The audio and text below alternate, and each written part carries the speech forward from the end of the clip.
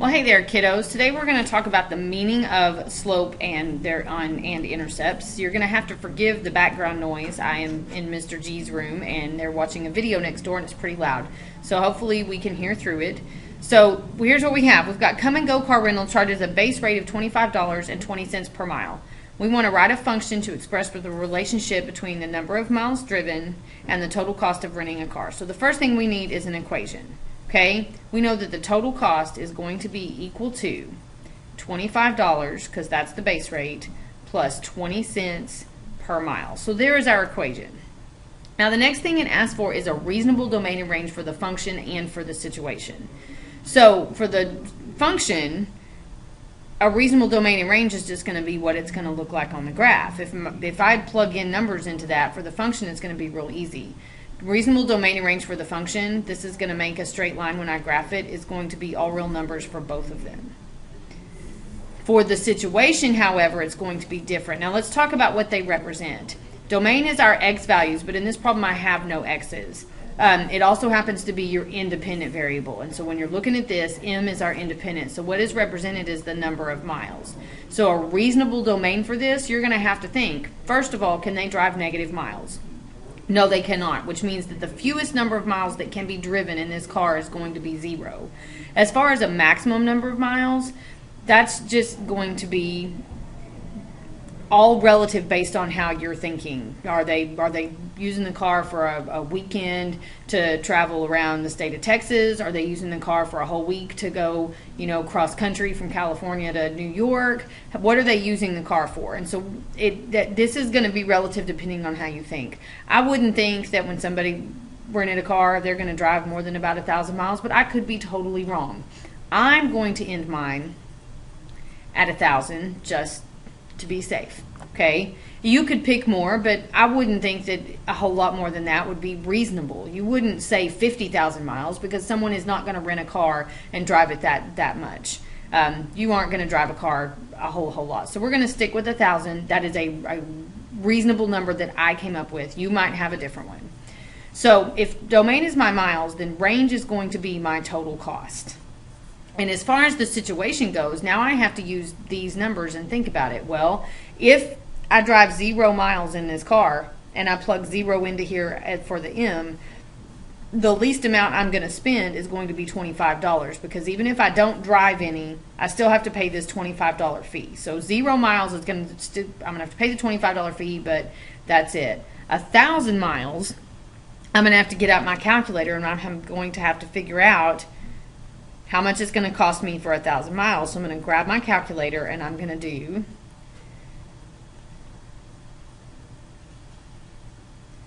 0.20 times 1,000,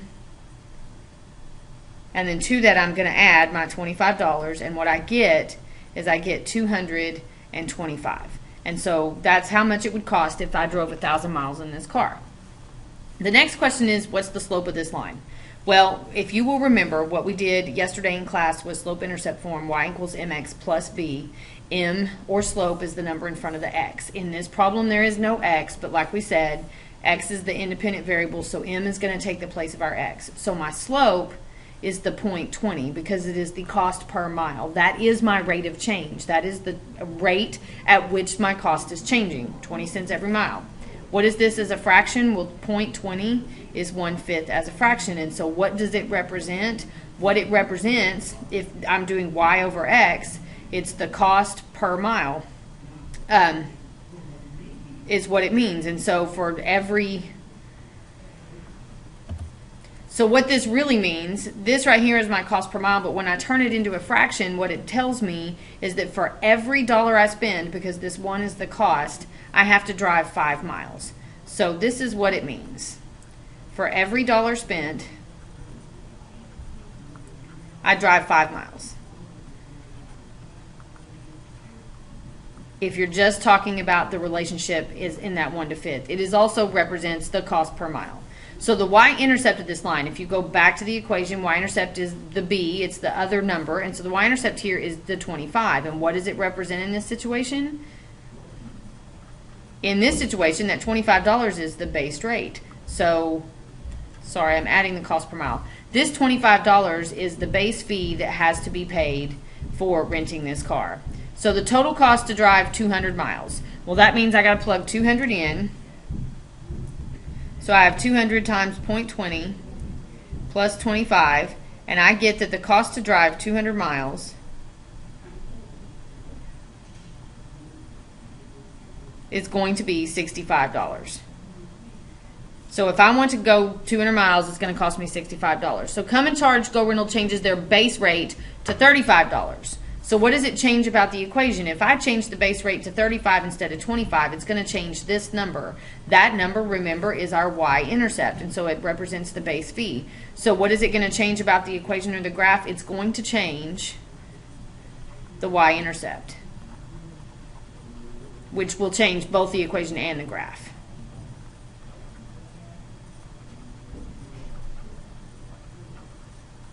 And as far as now, if the problem said we only have $100 to spend on the car, how would this information change the domain? Well, if I only had $100 to spend, it's going to affect my domain, because then my maximum cost right here has to be 100. And so it's going to change the number of miles I can drive. And so it will change the maximum number of miles I can drive. So it'll change the maximum on my domain.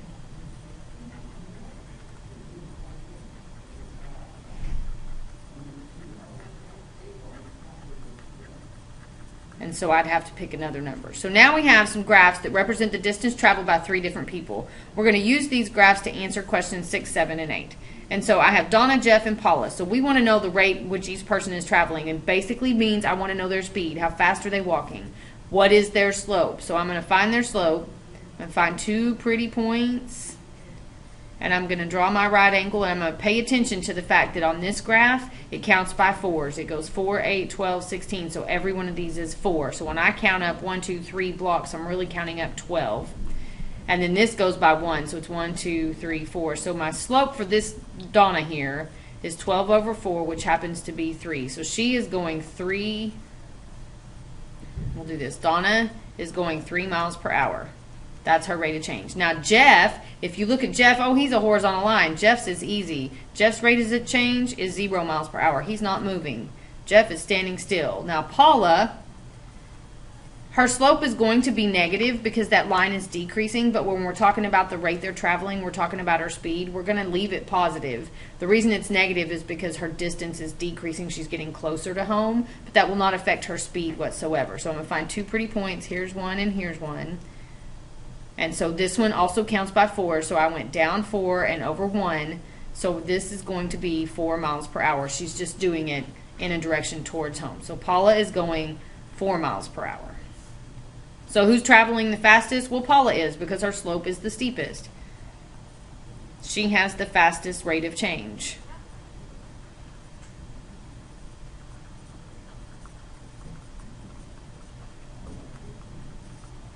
She also has the steepest line. If you were to compare them, this line is steeper than the other two. And so what does the y-intercept in each graph represents? Well, the y-axis is their distance from home. So the y-intercept in each graph is going to be how far away that person is from home when they started. So Donna was 4 miles away. Jeff was 60 miles away and he doesn't want to go home. And then Paula was 24 miles away. So what the y-intercept represents is their distance from home when they started.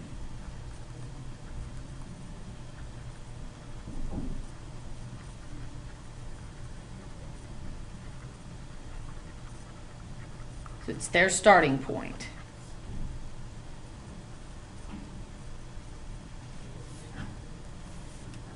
So now we're going to do another situation. We're going to answer questions 9 through 12. So fishermen in the Finger Lakes region, which is up in Michigan, have been recording the dead fish they encounter while fishing in the region. Apparently they have nothing, they're not catching fish, so they're going to count the dead ones. The Department of Environmental Conservation monitors the pollution index for the lakes, and the model number of fish deaths for Y for a given pollution index X is this equation. Okay, they came up with this doing something we call linear regression, which we will talk about later. Well, all we want to do is answer questions. So the slope of the equation that models this, the slope of this equation is this number. It's the 9.067 because that's what is in front of my X. What this number represents, it's the rate of change. It's how fast the fish are dying. It's how fast they are coming across dead fish. Okay, so this represents the number of dead fish per pollution index. Okay.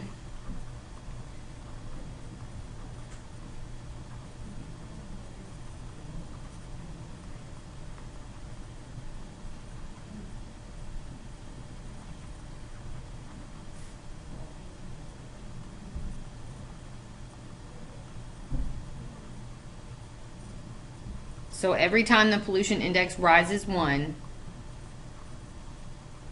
then 9.067 fish die. I realize you can't have 0.067 of a fish, but it's an estimate. It's a model. It's not exact. So the y-intercept of this situation is this number right here. It's this 111.958. And what does this represent? This should represent the number of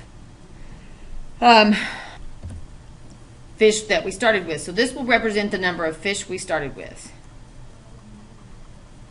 And it's not the number of dead fish, it's just the number of fish we had to begin with. So apparently in the lake at the beginning there were 111 fish, and now we're going to record how many died based on the pollution. So now number 13, my small business is going to purchase a van to handle its delivery orders. This graph shows the value of the van over a period of time. Now if you know, when you buy a car, even if you buy a used car, generally the value of that car will decrease over time until a certain point. Eventually the car, if you keep it long enough and take care of it well enough, a car's value will increase over time. For example, my daddy has a 1957 Bel Air. He's driven it. He's had one ever since I was as long as I can remember. Okay, and that car is, I mean, it's worth some money because it is old and been very well taken care of. But, you know, my 2006 minivan is not worth more than it was when I bought it, just because it's getting old. It just happens to be old, and so it's not worth much. It takes a while for the value to increase. If it's a general rule, it decreases. We want to know how to describe this situation. So the first thing, the van was purchased for $1,600. Well, if you look at the graph, the y-intercept is at 16,000, which is going to be your starting point. This tells me that the van was purchased for $16,000, not $1,600. So when the van got bought, it was $16,000. So then it says, let's do D. It says the van has no value after 8 years. Well, after 8 years, if you look at the graph, there's still value here. This graph still exists. It doesn't hit 0, so it can't be that one. To have no value, it has to be at 0. That graph never goes to 0. So it's between B and C. Well, I can pretty much do process of elimination. It says the van decreases in value by $1,600 a year, or the van increases in value by $1,600 a year. Just by looking at the graph, that graph is decreasing. It's going to have to be answer choice B, but we're going to look at how. So we're going to find the slope of this line. So here's a pretty point, and here's a pretty point. So if I do my slope. Now, if you pay attention, your scale right here on the y-axis goes by 2,000. So every time I count a square, it's $2,000. So I have 1, 2, 3, 4. So it goes down by $8,000 in 1, 2, 3, 4, 5 years. And if you simplify that down, you get that this comes out to negative $1,600 over 1, which means my van is decreasing by $1,600 every year, which is why B is that answer. But this is where the 1,600 came from. They found the slope. Just remember to pay attention to your scale. So that is the meaning of slope and y-intercept. Slope, remember, is always going to be your rate of change. It's how much something is changing. It's going to be your cost per mile. It's going to be your cost per minute. It's going to be your pay per hour, your miles per hour. It's going to be something. It's generally going to be a unit rate of some sort that describes something. The number of fish deaths per population index. There's all kinds of things, okay? But slope is your rate of change, and then your y-intercept is always going to be your starting point for whatever you're talking about. It'll be your starting amount. It'll be your starting distance. It'll have something to do with where you started driving, walking, running, how much you paid for something to begin with. It's always your starting point. So those are things that you need to know. They're pretty important. We'll practice this tomorrow, and I will see you then.